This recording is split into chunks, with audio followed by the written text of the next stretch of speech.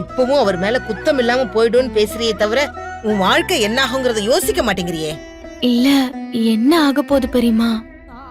எவ்வளவோ பார்த்தாச்சு. இதுக்கு மேலயும் பெருசா இருக்கான்ற அளவுக்கு பிரச்சனை எல்லாம் கடந்து வந்திருக்கோம். பாத்துக்கலாம். என்ன என்ன என்ன என்ன பாத்துக்குவ? நீ என்ன பாத்துக்குவன்னு நான் கேக்குறேன். அந்த கதிரேசி எப்படிப்பட்ட ஆளுன்னு உனக்கு தெரியாது? இப்ப நீ 2 பேரும் அப்படியே போய் அவர் பொண்ணு ஒப்படைக்கிறீங்கன்னு வச்சுக்கோங்களேன், என்ன நடக்கும்? ஐயோ, ரொம்ப நன்றி மல்லி. நீ மட்டும் இல்லன்னா என் பொண்ணு எனக்கு திரும்ப கிடைச்சிருக்க மாட்டான்னு உனக்கு அப்படியே பாராட்டு விழாவை எடுக்க போறான். முதல் வேலையை உன்னை எப்படி கட் பண்ணி விடுறதுன்னு தான் பாப்பான்.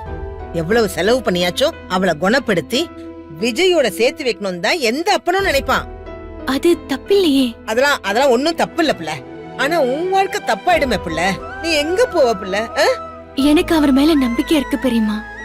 அவர் சொன்ன வாக்க காப்பாத்துவாரு. என்னை எங்கேயும் போக சொல்ல மாட்டாரு. போக சொல்லாம நீ என்ன பேரோட என்ன அடையாளத்தோட இங்க இருப்ப மல்லி? இதெல்லாம் நல்லாவா இருக்கும்?